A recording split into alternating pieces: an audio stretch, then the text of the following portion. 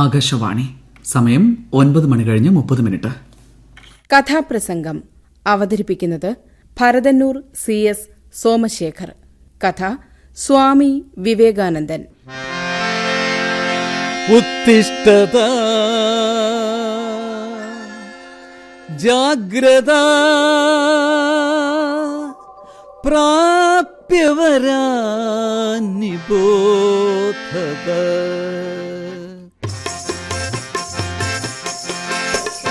ഉത്തിഷ്ഠത ജാഗ്രത പ്രാപ്യവരാ നിബോധത. ഉത്തിഷ്ഠത ജാഗ്രത പ്രാപ്യവരാ നിബോധത. പ്രിയമുള്ളവരെ, ഏതാണ് ഈ ശബ്ദം? ഭാരതത്തിലെ നിർജീവ മാനസരായ ആയിരങ്ങൾക്ക് മൃതസഞ്ജീവനി മന്ത്രമായി ഭവിച്ച ശബ്ദം. കുരുക്ഷേത്രത്തിൽ അസ്തപ്രജ്ഞനായ പാർത്ഥനെ കർമ്മോന്മുഖനാക്കിയ ഭഗവത്ഗീത പോലെ സുഷുപ്തിയിൽ അമർന്നിരുന്ന ജനകോടികളെ ഉണർത്തിയ ദിവ്യ ആഹ്വാനമായിരുന്നു ഈ വാക്കുകൾ. കാർമേഘാവൃതമായ ഭാരതത്തിന്റെ വിഹായസിൽ വിദ്യുല്ലത പോലെ ദീപ്തി ചൊരിഞ്ഞ ഈ ശബ്ദം ആരുടേതായിരുന്നു? കാലത്തിന്റെ സീമകളെ അതിലംഘിച്ച് യുവമനസ്സിൽ രാജ്യസ്നേഹത്തിന്റെ ആവേശജ്വാല പടർത്തിയ ഈ യുവശബ്ദം ആരുടേതായിരുന്നു? അതെ, അനുപമമായ ഈ ആഹ്വാനം നൽകിയ തേജപുഞ്ചം 1.5 ദശാബ്ദങ്ങൾക്ക് മുമ്പാണ് ഈ പുണ്യഭൂമിയിൽ ഉദയം ചെയ്തത്. പ്രതിഭയും പ്രജ്ഞയും വിജ്ഞാനവും വാഗ്വിലാസവും സമുചിതമായി സമ്മേളിച്ചിരുന്ന യുവയോഗിയായ സ്വാമി വിവേകാനന്ദന്റെ ശബ്ദമായിരുന്നു അത്. പ്രോജ്വലമായ ആ കർമ്മകാണ്ഡത്തിലേക്കുള്ള ഋജുവായ ഒരു വീക്ഷണമാണ് എൻ്റെ കഥാപ്രസംഗത്തിൻ്റെ പ്രമേയം. ജനനി ജന്മഭൂമിഞ്ച സ്വർഗാദപി ഗരീയസി. ജനനിയും ജന്മഭൂമിയും പെറ്റമ്മയും പിറന്ന നാടും സ്വർഗത്തേക്കാൾ പുത്രൻ. ആർഷ സംസ്കാരത്തിൻ്റെ പുരുഷാവതാരം, ഭാരതീയ ആധ്യാത്മികതയുടെ അത്യുന്നത ശൃംഗം. അതെ, ഞങ്ങൾ സവിനയം സമർപ്പിക്കുന്നു സ്വാമി വിവേകാനന്ദൻ. ബ്രിട്ടീഷുകാർ ഇന്ത്യ ഭരിക്കുന്ന കാലം. അന്നത്തെ ഇന്ത്യയുടെ തലസ്ഥാനം കൽക്കത്തയായിരുന്നല്ലോ. അവിടെ വാഗപ്പൂക്കളുടെ വർണ്ണാഭയിൽ മുങ്ങിക്കുളിച്ചു നിൽക്കുന്ന മനോഹരമായ ഒരു പ്രദേശം സിംല. അവിടെ കായസ്ഥവർഗത്തിൽപ്പെട്ട അതിപ്രശസ്തമായ ഒരു കുടുംബം, ദത്തു കുടുംബം. സമ്പത്തിലും പ്രതാപത്തിലും ഐശ്വര്യത്തിലും മുൻപന്തിയിൽ നിൽക്കുന്ന പഴയ ഒരു തറവാട്. ദത്തു കുടുംബത്തെ ജനങ്ങൾ വല്ലാതെ സ്നേഹിക്കുകയും ബഹുമാനിക്കുകയും ചെയ്തിരുന്നു. കാരണം അവർ ദാനശീലന്മാർ, സൽപ്രഭുക്കൾ, അറിവിന്റെ വറ്റാത്ത തേൻ തടങ്ങൾ. അവർ ദാനശീലന്മാർ, സൽപ്രഭുക്കൾ, അറിവിന്റെ വറ്റാത്ത തേൻ തടങ്ങൾ. അവരുടെ കർമ്മങ്ങൾ പാവനങ്ങൾ, അവർ നേടി ദൈവത്തിൻ ഭാവങ്ങൾ. അവരുടെ കർമ്മങ്ങൾ പാവനങ്ങൾ, അവർ നേടി ദൈവത്തിൻ ഭാവങ്ങൾ. ദത്ത് കുടുംബത്തിലെ ഇപ്പോഴത്തെ താമസക്കാരൻ വിശ്വനാഥ ദത്ത്. ഉന്നത വിജയം നേടി നിയമപഠനം പൂർത്തിയാക്കിയ വിശ്വനാഥ ദത്ത് ഇപ്പോൾ കൽക്കത്ത ഹൈക്കോടതിയിലെ അറ്റോർണി ജനറലാണ്. അദ്ദേഹത്തിൻ്റെ ഭാര്യ ഭുവനേശ്വരി ദേവി ഉത്തമയായ ഒരു കുടുംബിനി. രാമായണവും മഹാഭാരതവുമൊക്കെ മനപാഠം. മനുഷ്യരെ തുല്യനായി കാണാനുള്ള സമഭാവന അവർ ഉൾക്കൊണ്ടു. കാശി വിശ്വനാഥനായിരുന്നു അവരുടെ ഇഷ്ടദൈവം. ആ കുടുംബത്തിൽ സന്തോഷവും സമാധാനവും കളിയാടിയിരുന്നുവെങ്കിലും ഭുവനേശ്വരി ദേവിയുടെ ഉള്ളിൻ്റെ ഉള്ളിൽ ദുഃഖത്തിൻ്റെ ഒരു കരിനിഴൽ വീശിയിരുന്നു. 4 പെൺമക്കളെ സമ്മാനിച്ച ഈശ്വരൻ ഒരു ആൺകുഞ്ഞിനെ തന്നില്ല. ഭുവനേശ്വരി ദേവിയുടെ വേദനയെക്കുറിച്ച് അറിവുള്ള കുടുംബത്തിലെ പ്രായമുള്ളവർ അവളെ സമാധാനിപ്പിച്ചു. മോളെ, നീ കാശി വിശ്വനാഥനെ ഉള്ളുരുകി പ്രാർത്ഥിക്കൂ, അദ്ദേഹം നിന്നെ കൈവിടില്ല. ഭുവനേശ്വരി ദേവി വീണ്ടും ഗർഭിണിയായി. ഇക്കുറി ദൈവം നിനക്കു സമ്മാനിക്കും ലക്ഷണമൊത്തൊരു സൽപുത്രനെ. ഇക്കുറി ദൈവം നിനക്കു സമ്മാനിക്കും ലക്ഷണമൊത്തൊരു സൽപുത്രനെ. കാശിയിൽ വാഴുന്ന ശ്രീ വിശ്വനാഥന്റെ കാരുണ്യം നിന്നിൽ നിറഞ്ഞുവല്ലോ. കാശിയിൽ വാഴുന്ന ശ്രീ വിശ്വനാഥന്റെ കാരുണ്യം നിന്നിൽ നിറഞ്ഞുവല്ലോ. 1863 ജനുവരി 12-ാം തീയതി മകരസംക്രമ ദിവസം. സൂര്യോദയത്തിന് അല്പം മുമ്പ് ഭുവനേശ്വരി ദേവി ഒരു കുഞ്ഞിന് ജന്മം നൽകി. ആഗ്രഹിച്ചതുപോലെ ഒരു ആൺകുഞ്ഞ്. തങ്കത്തിൽ തീർത്തൊരു വിഗ്രഹത്തിൽ ചന്തം തുളുമ്പുന്ന രാജഭാവം. തങ്കത്തിൽ തീർത്തൊരു വിഗ്രഹത്തിൻ ചന്തം തുളുമ്പുന്ന രാജഭാവം. അന്ധകാരം പിളർന്നെത്തി നോക്കും ബന്ധുര സൂര്യ പ്രഭാതബിംബം. അന്ധകാരം പിളർന്നെത്തി നോക്കും ബന്ധുര സൂര്യ പ്രഭാതബിംബം. തങ്കത്തിൽ തീർത്തൊരു വിഗ്രഹത്തിൻ. മാനവ മൈത്രിയുടെ നവോത്ഥാനത്തിനു വേണ്ടി നൂറ്റാണ്ടിന്റെ ദശാസന്ധിയിൽ രൂപമെടുത്ത അത്ഭുതമായിരുന്നു ആ കുഞ്ഞ്. പൗരോഹിത്യത്തിന്റെ കൈപ്പിടിയിൽ അമർന്ന് ഞെരിഞ്ഞ് തകർന്ന ഹൈന്ദവ സംസ്കാരത്തെ ലോകശ്രദ്ധയിലേക്ക് കൈപിടിച്ചുയർത്തിയ മഹാത്മാവ് സ്വാമി വിവേകാനന്ദൻ. ഭാരതവർഷത്തിൻ ബ്രഹ്മശാഖിയിൽ പൂത്ത ഭാസുരതാരത്തിൻ ജീവിതപാധേയം. ഭാരതവർഷത്തിൻ ബ്രഹ്മശാഖിയിൽ പൂത്ത ഭാസുരതാരത്തിൻ ജീവിതപാധേയം. ഹർഷസംസ്കാരത്തിൻ നാരായ വേരിലെന്നും ആളിപ്പടരും വിവേകത്തിൻ ആനന്ദം. ഹർഷസംസ്കാരത്തിൻ നാരായ വേരിലെന്നും ആളിപ്പടരും വിവേകത്തിൻ ആനന്ദം. മാതാപിതാക്കൾ കുട്ടിക്ക് നരേന്ദ്രൻ എന്ന് പേരിട്ടു. വീട്ടിലെ വിളിപ്പേര് ബിലെ. ആ കുട്ടി വളർന്നു വന്നു. ഒരു ദിവസം ബിലെ മുറ്റത്ത് കളിച്ചുകൊണ്ട് നിൽക്കുമ്പോൾ ഒരു സന്യാസി അവിടേക്ക് കയറി വന്നു. സന്യാസി ബിലയോട് ഭിക്ഷ ചോദിച്ചു. എന്താ ചെയ്യുക, കയ്യിലൊന്നുമില്ല. ആകെ ഉള്ളത് ഉടുത്തിരിക്കുന്ന പട്ടുമുണ്ട് മാത്രം. പിന്നെ ഒന്നും ആലോചിക്കാതെ പട്ടുമുണ്ട് അഴിച്ചു ബിലെ സന്യാസിക്ക് സമ്മാനിച്ചു. സന്യാസി മുണ്ടുമായി സ്ഥലം വിട്ടു. ബിലയുടെ ഈ സന്യാസി പ്രേമവും ദാനശീലവും നാൾക്ക് നാൾ കൂടി വന്നു. 6-ാമത്തെ വയസ്സിൽ ബിലയെ വിദ്യാലയത്തിൽ ചേർത്തു. സ്കൂളിലെ പേര് നരേന്ദ്രൻ എന്നായിരുന്നു. സാധാരണക്കാരുടെ മക്കൾ പഠിക്കുന്ന ഒരു സ്കൂൾ. അവിടെ ഏതാനും ദിവസം പൊയ്ക്കിഴിഞ്ഞപ്പോൾ നരേന്ദ്രൻ പല അസഭ്യ പദങ്ങളും കൂട്ടുകാരിൽ നിന്നും പഠിച്ചു. അത് നിസ്സങ്കോചം വീട്ടിൽ വന്ന് പ്രയോഗിക്കുകയും ചെയ്തു. വീട്ടുകാർ ഞെട്ടിപ്പോയി. നരേന്ദ്ര, നീ ഇനി സ്കൂളിൽ പോകണ്ട. അച്ഛന്റെ കർക്കശമായ തീരുമാനം. വീട്ടിലിരുത്തി പഠിപ്പിക്കാൻ അധ്യാപകനെയും നിയമിച്ചു. തുടർന്ന് വിശ്വനാഥ ദത്തൻ നരേന്ദ്രനെ ഈശ്വരചന്ദ്ര വിദ്യാസാഗർ നടത്തുന്ന മെട്രോപൊളിറ്റൻ വിദ്യാലയത്തിൽ ചേർത്തു. നരേന്ദ്രന് പുതിയ വിദ്യാലയവും അവിടുത്തെ വിദ്യാഭ്യാസവും അന്തരീക്ഷവും നന്നേ ഇഷ്ടപ്പെട്ടു. നട്ടുച്ച നേരങ്ങളിൽ സ്കൂൾ മുറ്റത്തെ വലിയ വാഗമരച്ചുവെട്ടിൽ ഇരിക്കുമ്പോൾ നരേന്ദ്രൻ കൂട്ടുകാരോട് പറയാറുണ്ട്: ചങ്ങാതിമാരെ, പഠിച്ചു നിങ്ങൾ ഉന്നതന്മാരായി പുലർന്നിടുമ്പോൾ എങ്ങുമെത്താത്ത തഥാഗതൻ പോൽ സന്യാസിയായി ഞാൻ അലഞ്ഞുമായും. ചങ്ങാതിമാരെ, പഠിച്ചു നിങ്ങൾ ഉന്നതന്മാരായി പുലർന്നിടുമ്പോൾ എങ്ങുമെത്താത്ത തഥാഗതൻ പോൽ സന്യാസിയായി ഞാൻ അലഞ്ഞുമായും. ബുദ്ധിയുടെയും മനസ്സിന്റെയും സവിശേഷതകൾ ഓരോ ദിവസം കഴിയുന്തോറും നരേന്ദ്രനിൽ വികസിച്ചു വന്നു. ആധ്യാത്മികമായ ഒരു പ്രഭ നരേന്ദ്രനിൽ അങ്കുരിക്കുന്നതായി എല്ലാവർക്കും ബോധ്യമായി. പൂക്കളിൽ താരകങ്ങൾ, ആമുഖത്തായിരം സാരസങ്ങൾ. പൂക്കളിൽ താരകങ്ങൾ, ആമുഖത്തായിരം സാരസങ്ങൾ. ആരിലും കാണാത്തൊരാർജവത്തിൻ ആരമ്യജാലകൾ പാർവണങ്ങൾ. ആരിലും കാണാത്തൊരാർജവത്തിൻ ആരമ്യജാലകൾ പാർവണങ്ങൾ. 1881 നരേന്ദ്രൻ FA പരീക്ഷ പാസായി. കലാശാല വിദ്യാഭ്യാസത്തിനിടയിൽ പാശ്ചാത്യ ദർശനങ്ങൾ നരേന്ദ്രനെ സ്വാധീനിച്ചു. ഒരു ദിവസം നരേന്ദ്രൻ ദക്ഷിണേശ്വരത്തേക്ക് തിരിച്ചു. ഒറ്റ നോട്ടത്തിൽ തന്നെ ശ്രീരാമകൃഷ്ണ പരമഹംസൻ നരേന്ദ്രനെ മനസ്സിലാക്കി. ചിരപരിചിതനായ ഒരു സുഹൃത്തിനെ പോലെയാണ് പരമഹംസർ പെരുമാറിയത്. അദ്ദേഹം വികാരവിവശനായി പറഞ്ഞു, എത്ര നീ വൈകിയൻ മുന്നിലെത്താൻ, ഇത്ര നാൾ നിന്നെ ഞാൻ കാത്തിരുന്നു.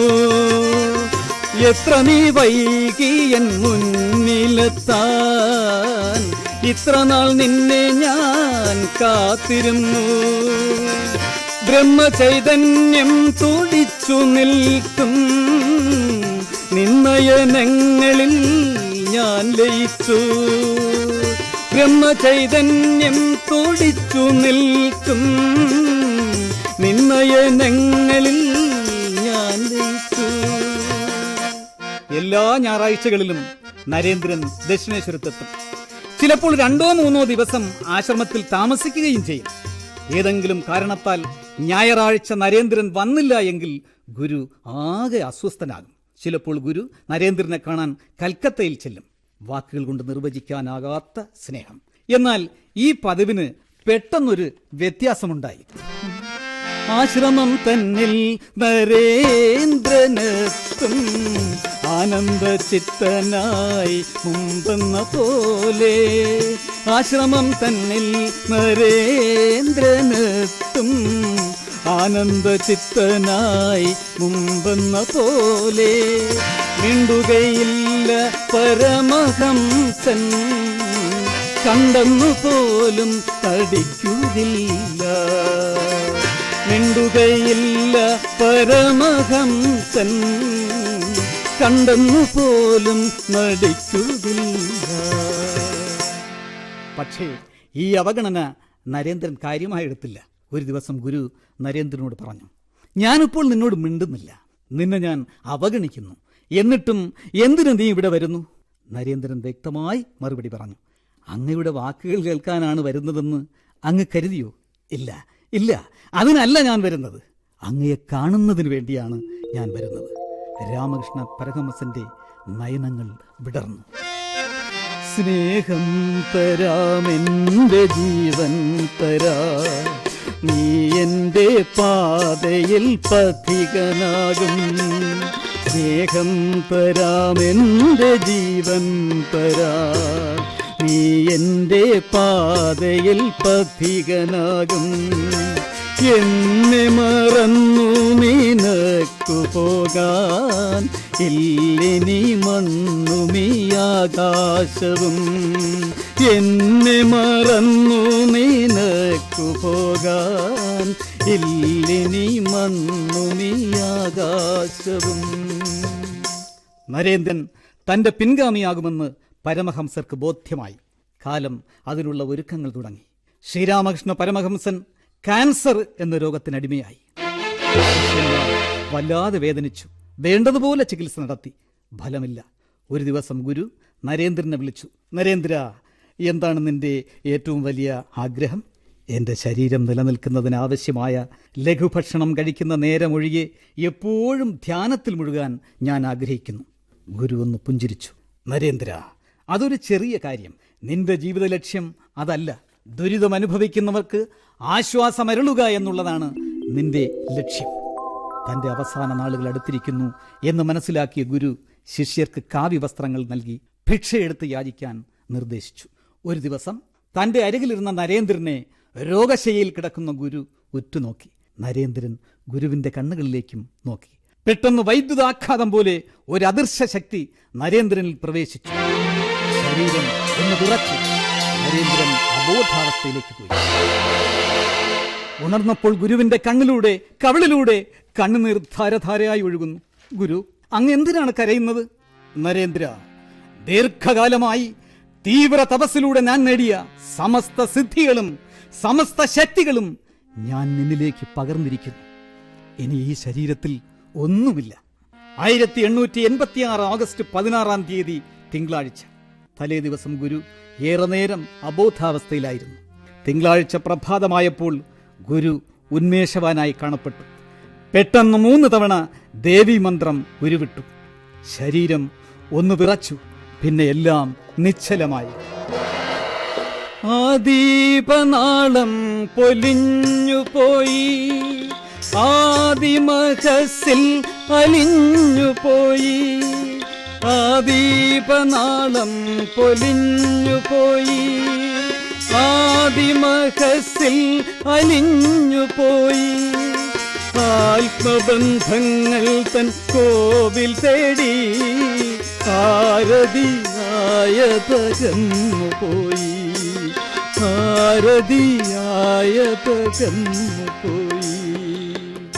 ഗുരുവിന്റെ വാക്കുകൾ കാതുകളിൽ മാറ്റൊലിക്കൊള്ളുന്നു. ദുരിതമനുഭവിക്കുന്ന ലക്ഷക്കണക്കിന് ജനങ്ങൾക്ക് ആശ്വാസമരുളുകയാണ് തന്റെ ജീവിത ലക്ഷ്യം. ആ ലക്ഷ്യത്തോടെ നരേന്ദ്രൻ കൽക്കത്ത വിട്ടു.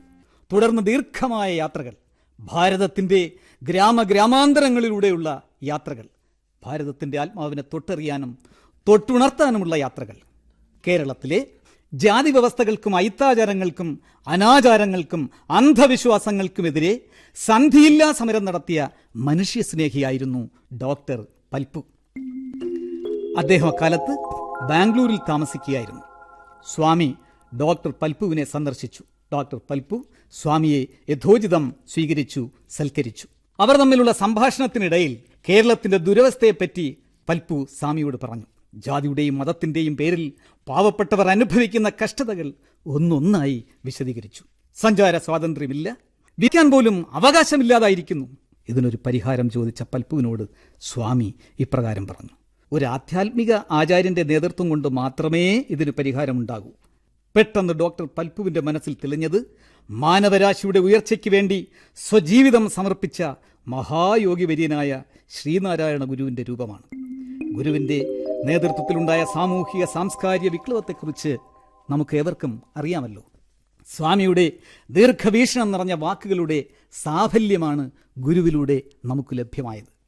സ്വാമി മൈസൂരിൽ നിന്നും മദിരാശി വഴി കന്യാകുമാരിയിലേക്ക് പോകാനാണ് തീരുമാനിച്ചത്. കേരളത്തിന്റെ ദുരവസ്ഥയെക്കുറിച്ച് മനസ്സിലാക്കിയ സ്വാമി യാത്ര കേരളം വഴിയാക്കാൻ തീരുമാനിച്ചു. അദ്ദേഹം തൃശ്ശൂരിലെത്തി. കാൽനടയായി ഗ്രാമാന്തരങ്ങളിലൂടെ യാത്ര തുടങ്ങി.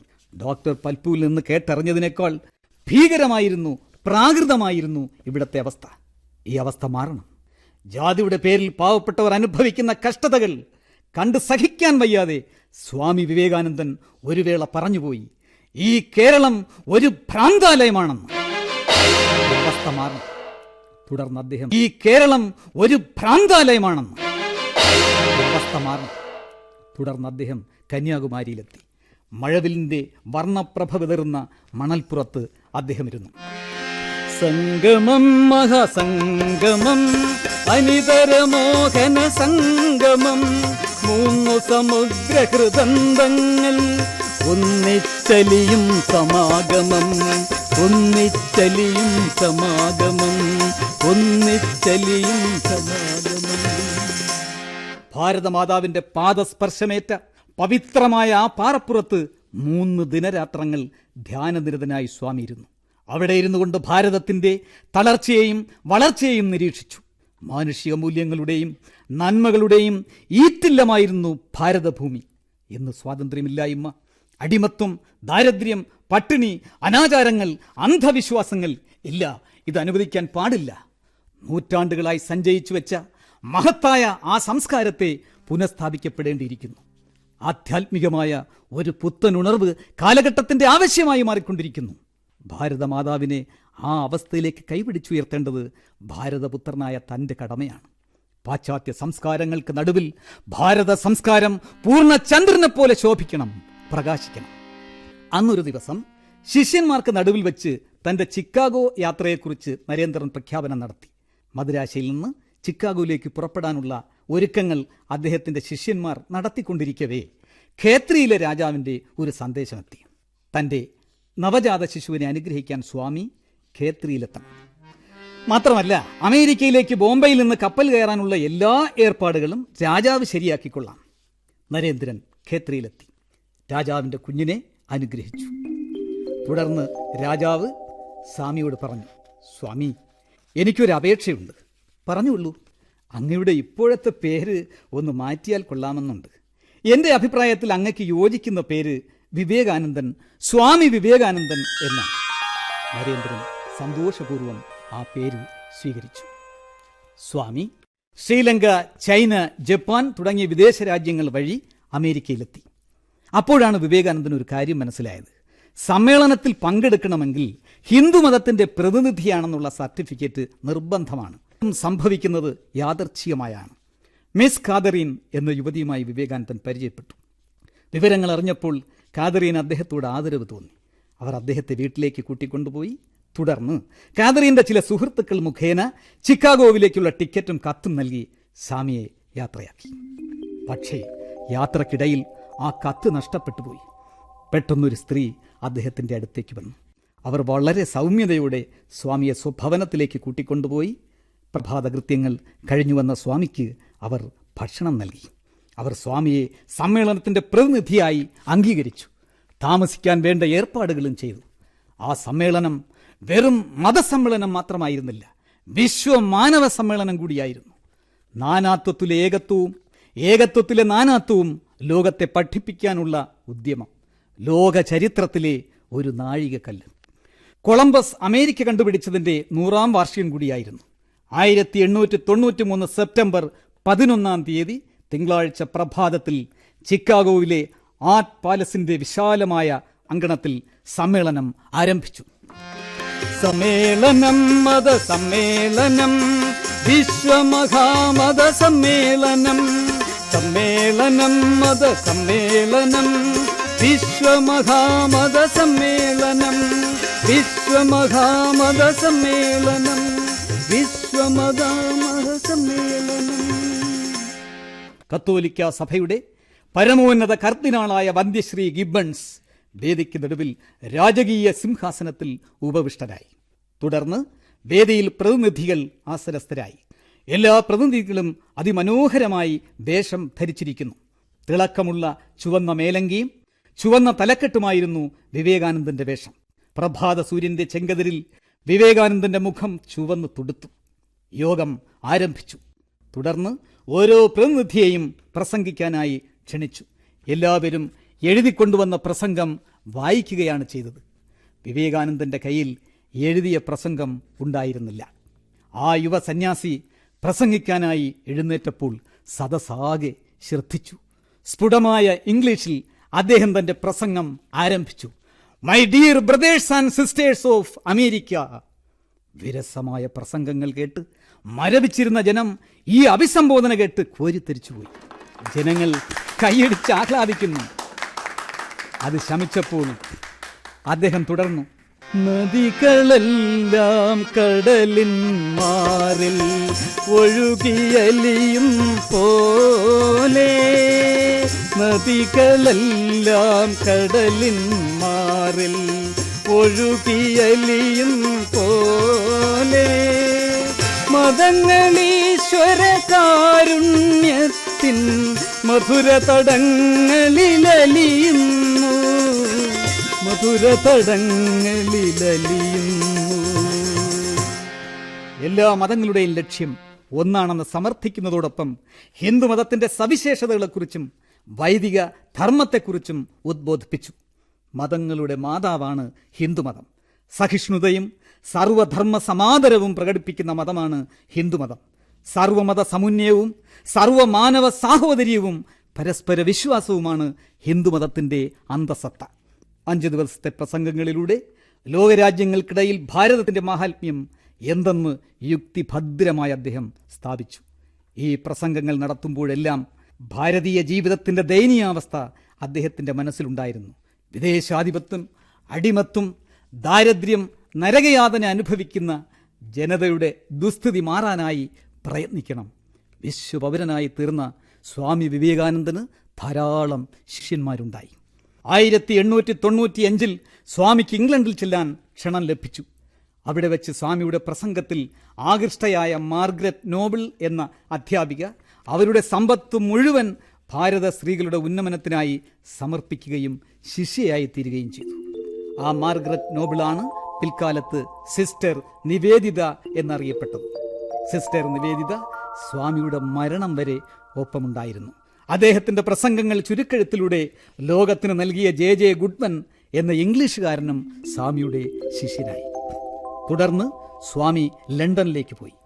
ഇംഗ്ലണ്ടിലെ പര്യടനം സ്വാമിയുടെ ആരോഗ്യത്തെ നന്നേ ബാധിച്ചു. മദുരാശിയിലെത്തിയ സ്വാമിയെ സ്വീകരിക്കാൻ ജനസഹസ്രങ്ങൾ തിങ്ങിക്കൂടിയിരുന്നു. രാജാവിന്റെ നേതൃത്വത്തിൽ ജനങ്ങൾ അദ്ദേഹത്തെ രഥത്തിൽ എഴുന്നള്ളിച്ചു. 9 ദിവസം മദുരാശി നഗരം ഉത്സവത്തിലമർന്നു. പ്രതിദിനം സ്വാമിയുടെ ആരോഗ്യനില വഷളായിക്കൊണ്ടിരുന്നു. ചിലപ്പോൾ പകലും രാത്രിയും ഏകനായിരിക്കാൻ അദ്ദേഹം ഇഷ്ടപ്പെട്ടു. ആസ്മാരോഗത്തോടൊപ്പം കടുത്ത പ്രമേഹവും പിടികൂടിയിരിക്കുന്നു. ഇതൊന്നും വകവയ്ക്കാതെ സ്വാമി ഫ്രാൻസിലേക്കും അമേരിക്കയിലേക്കും പര്യടനം നടത്തി. സ്വാമിക്കിപ്പോൾ 38 വയസ്സ് പൂർത്തിയായി. ആഘോഷങ്ങൾക്കൊന്നും സ്വാമി അനുവദിച്ചില്ല. തനിക്കിയിട്ടുള്ളു ഞാനെങ്കിലും അമ്മയെ കാണാൻ തുടിക്കുന്നു മാനസം.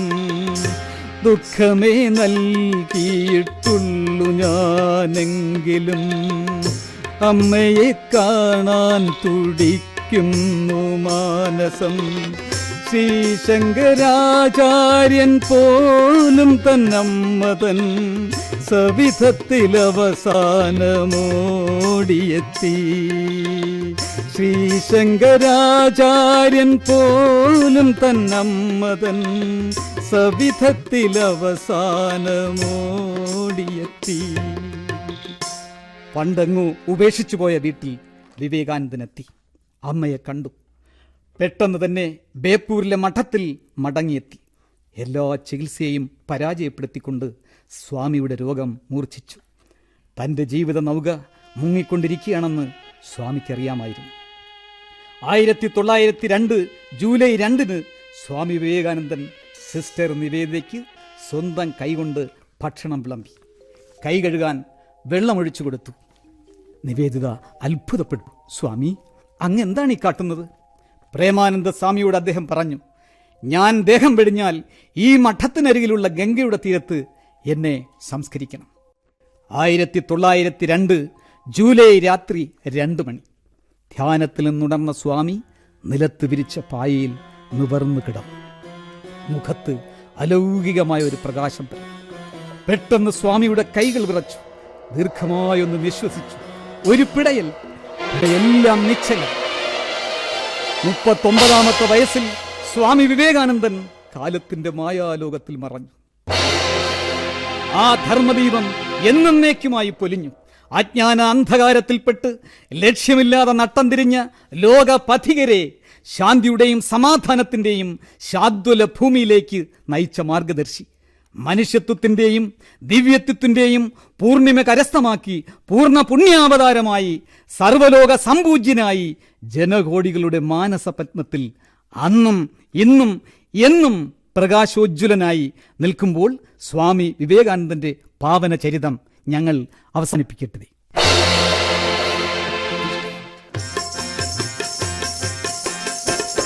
ഉത്തിഷ്ഠത ജാഗ്രത പ്രാപ്യവരാനിബോധത.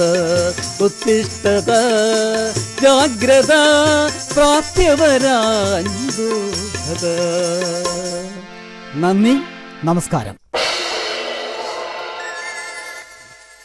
സ്വാമി വിവേകാനന്ദൻ ഭരതന്നൂർ CS സോമശേഖർ അവതരിപ്പിച്ച കഥാപ്രസംഗമാണ് ഇതുവരെ കേട്ടത്. കൂടെ പങ്കെടുത്തവർ അനന്തപുരം ബാബു, ആന്റോ കുട്ടമല, ഐര റോബിൻസൺ.